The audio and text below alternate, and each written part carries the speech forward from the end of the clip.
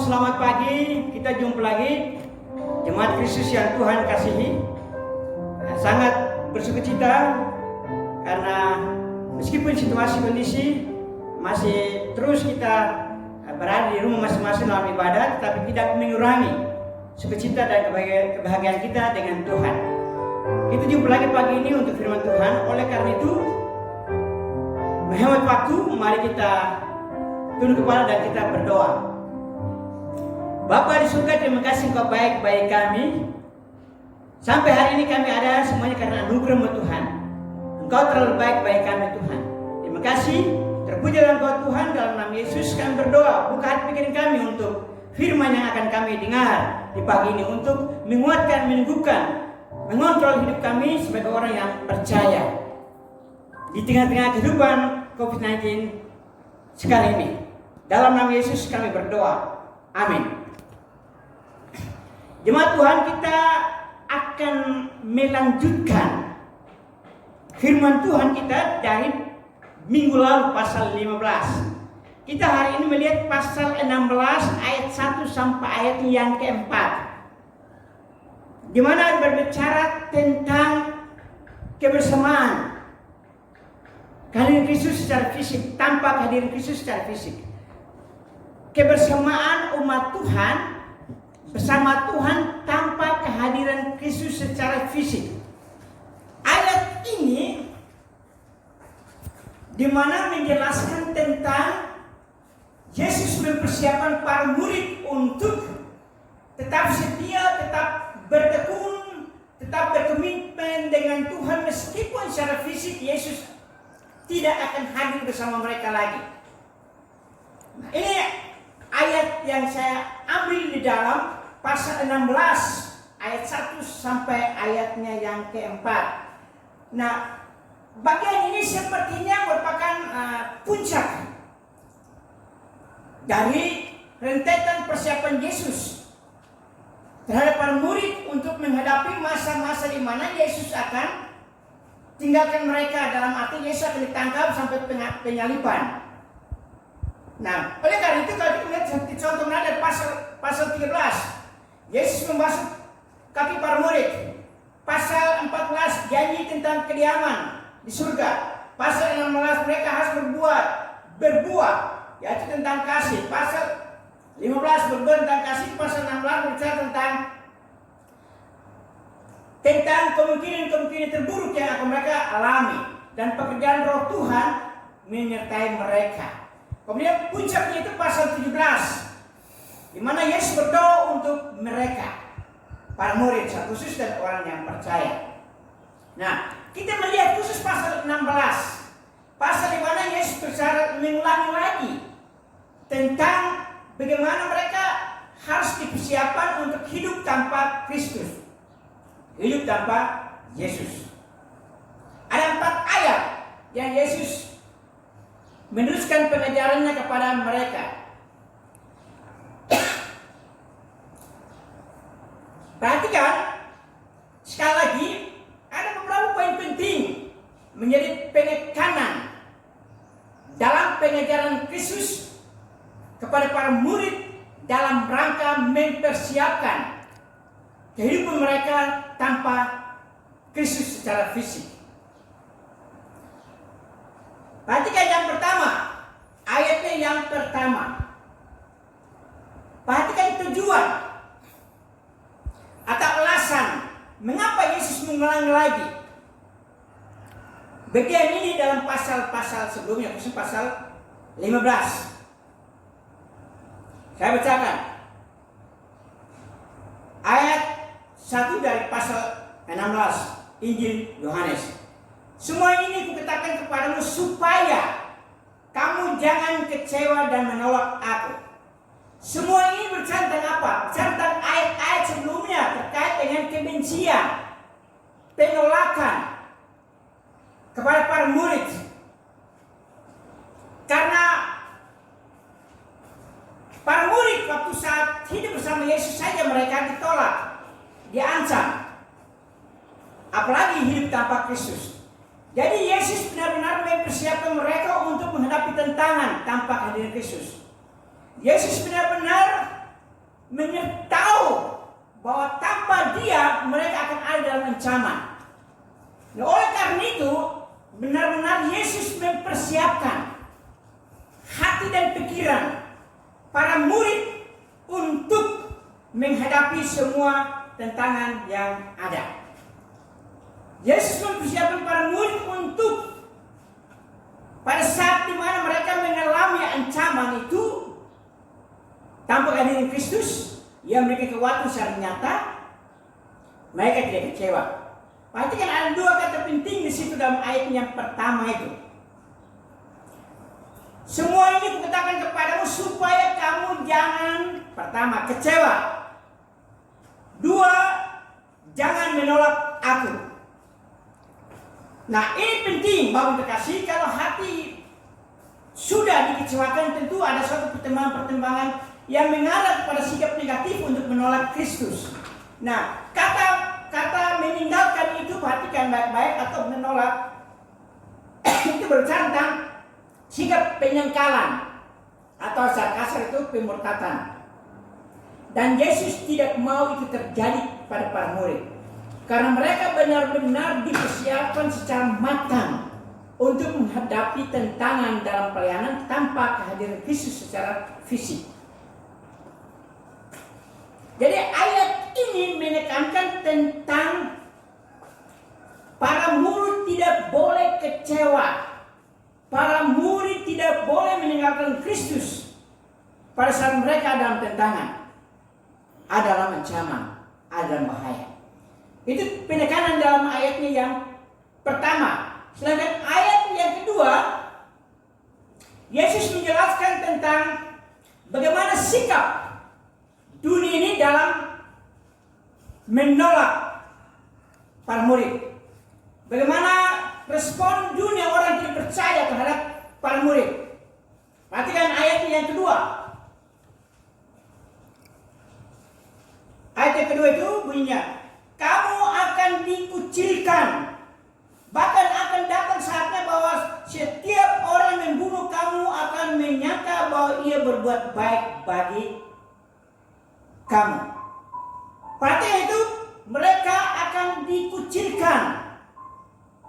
Ya, kita bandingkan ini dalam pasal 9 ayat 22 sampai 23. Pasal 12 ayat 42. Semuanya berbicara tentang orang-orang percaya kepada Kristus dikecilkan sehingga mereka takut untuk mengungkapkan tentang iman percaya mereka kepada Kristus pada waktu itu. Nah, oleh karena itu jemaat Tuhan, perhatikan ayat 2 itu berbicara tentang tindakan-tindakan, perlakuan-perlakuan manusia yang tidak percaya kepada para murid secara khusus dan saudara dan saya sebagai orang percaya secara umum. Dikucilkan, diabaikan, begitu. Banyak hal dialami.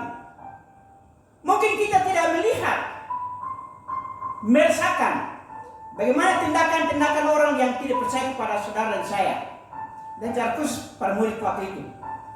Tapi dalam hati dan pikiran mereka belum tentu bersikap positif kepada anak-anak Kristus Yesus. Dan perhatikan itu bahkan mungkin dibunuh. Ayat yang kedua itu, bahkan setiap orang yang membunuh kamu akan menyangka bahwa ia berbuat baik bagi Allah. Jadi dalam pikiran orang yang tidak percaya kepada Kristus, pada saat mereka bertindak negatif, bahkan mungkin membunuh kata Yesus, mereka bersikap tidak sportif, menolak. Itu mereka berpikir bahwa mereka berbuat baik. Mereka berpikir bahwa apa yang mereka buat itu berkenan di hadapan Tuhan. Dan memang Bapak yang terkasih, ada ajaran yang mengajarkan bahwa kita ini orang kafir di hadapan Tuhan dan layak dibunuh. Itu sudah menunjukkan bahwa kita ini menjadi sasaran ancaman bagi dari orang yang tidak percaya. Mereka berpikir bahwa apa yang mereka buat itu adalah bagian dari ibadah kepada Tuhan. Mereka berpikir bahwa apa yang untuk mengecilkan, untuk membenci, untuk mengabaikan, tidak peduli kepada saudara dan saya sebagai orang percaya, mereka berpikir itu adalah layak di hadapan Tuhan. Tetapi sesungguhnya perhatikan dalam ayat yang ketiga dikatakan bahwa semua perbuatan mereka adalah bertentangan. Semua perbuatan mereka adalah cermin dari ketidakmampuan mereka memahami siapa Allah. Perbuatan mereka cermin dari sikap dan tindakan yang tidak ada Allah di dalam hidup mereka. Perhatikan ayat yang ketiga. Mereka akan berbuat demikian, artinya mengecilkan, mengabaikan saudara. Mereka akan berbuat demikian, artinya mereka akan cenderung membunuh saudara, entah secara fisik ataupun psikis. Karena mereka tidak mengenal baik Bapa maupun Aku, yaitu Yesus Kristus.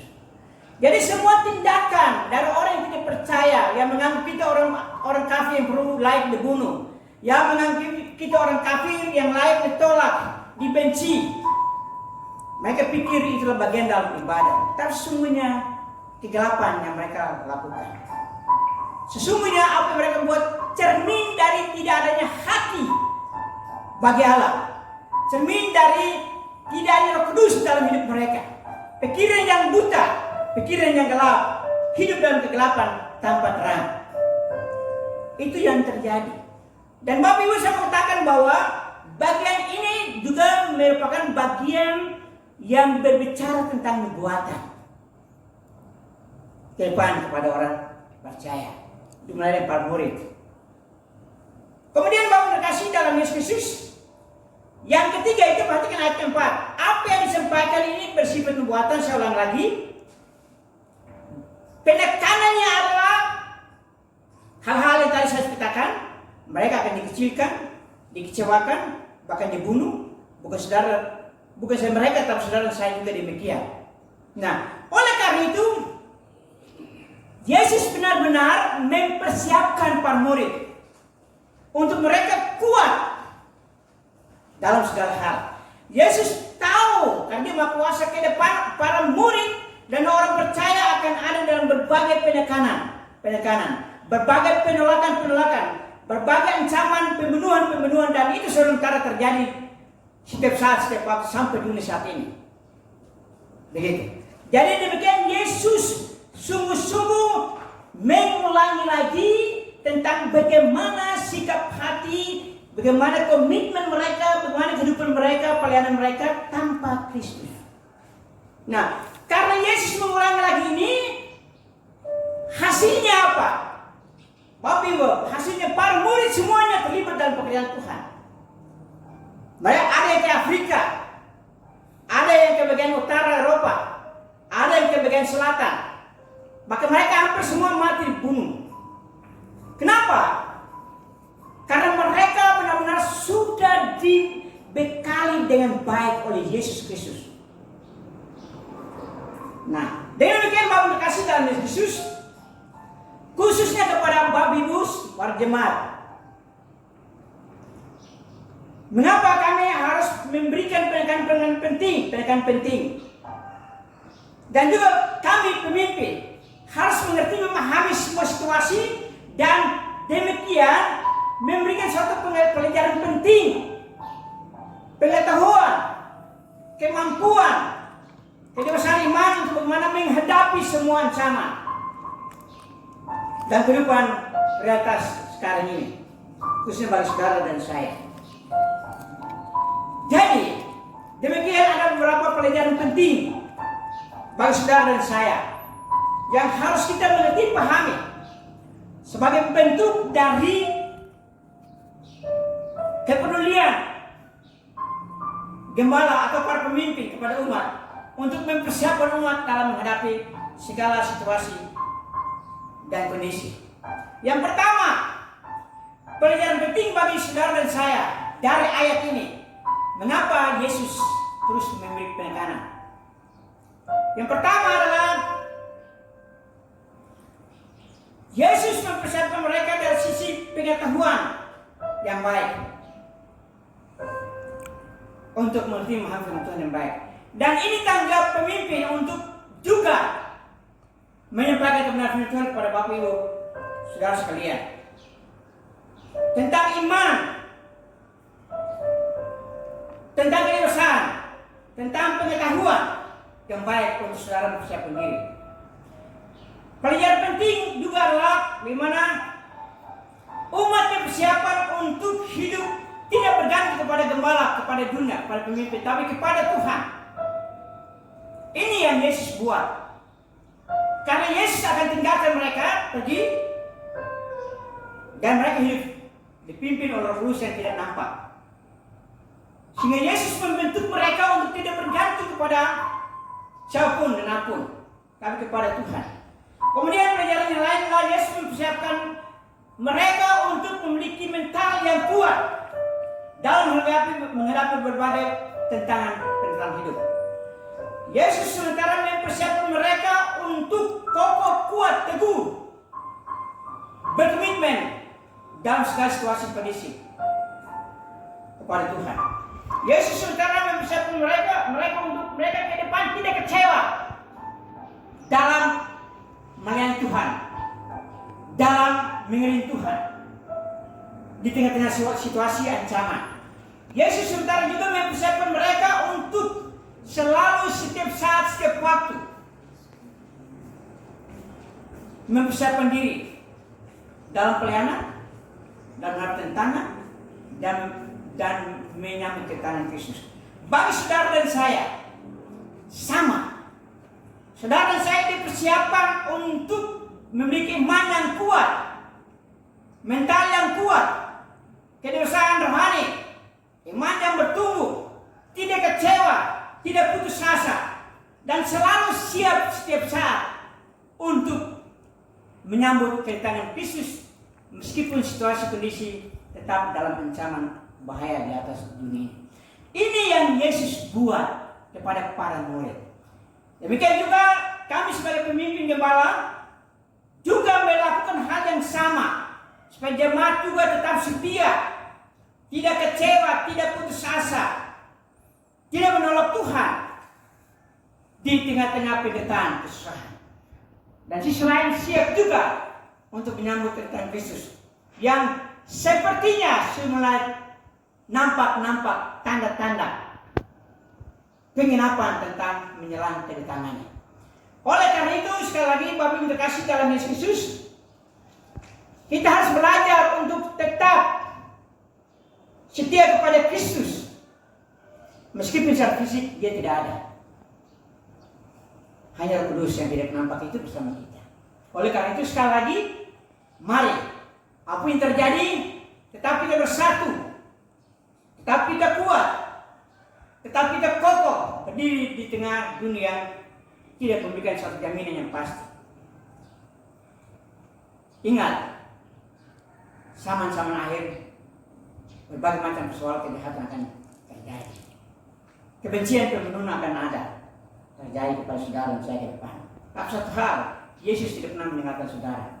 Oleh karena itu tetap setia, tetap bertekun, karena dia setia kepada saudara dan saya. Amin. Kita berdoa. Tuhan Yesus, terima kasih atas firman yang singkat bagi kami. Bapak Yesus bekerja untuk menguatkan hati pikiran kami demi kemuliaan kebesaran Tuhan kita Yesus Kristus di surga. Haleluya. Amin. Tidak mengganggu kasih saudara.